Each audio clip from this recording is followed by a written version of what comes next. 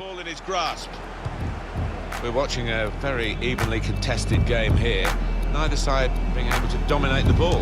No, I mean, they've both got really good ball players, people that can keep hold of the ball.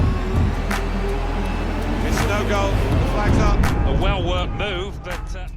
Man, this offside. I hate this rule the most. Why do football even need offside? Maybe I have to find it out.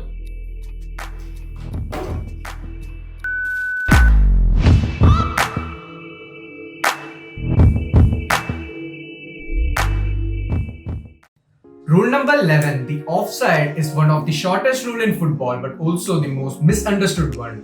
The word offside was originated from the fact that teams were referred to as sides and the player in the offside position was no longer the part of his play. Thus the word offside. Why do football even need offside? The answer is simple. It's to prevent goal hanging. That's when a player stands near the goal for the whole game to score. It's unsportsmanlike and also very boring.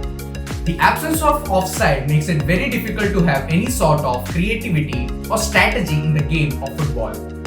How was offside founded and when did that happen? The rule first came back in 1800s when there was no FIFA, no World Cup or even Premier League.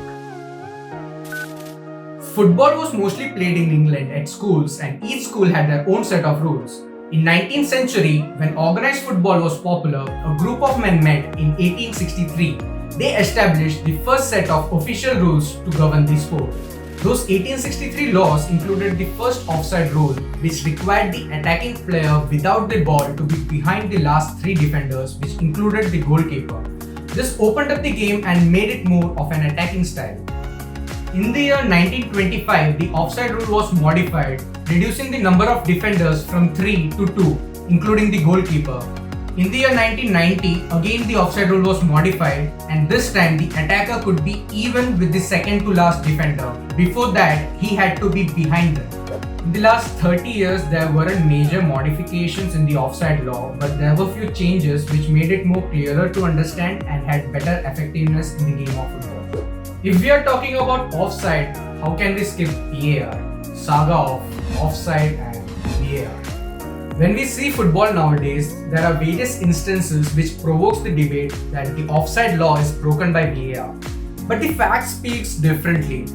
The offside per game has been at historic low and falling. Maybe that's why when we see offside nowadays, it's more frustrating than before.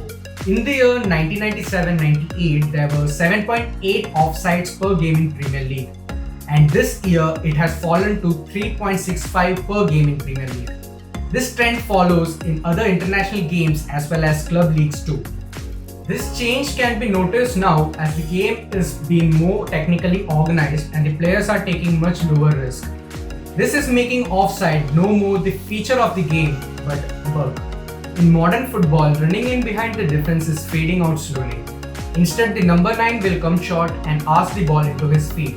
In Premier League, Burnley is the only team that is using this old school technique. And because of this, they have been the team with the most offsides in the last 3 seasons combined. As teams change how to attack, so do the technique of defense.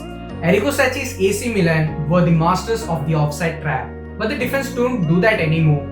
Since the modification of offside law in 2005, the attackers could roam freely and be at the offside position and not receive the ball.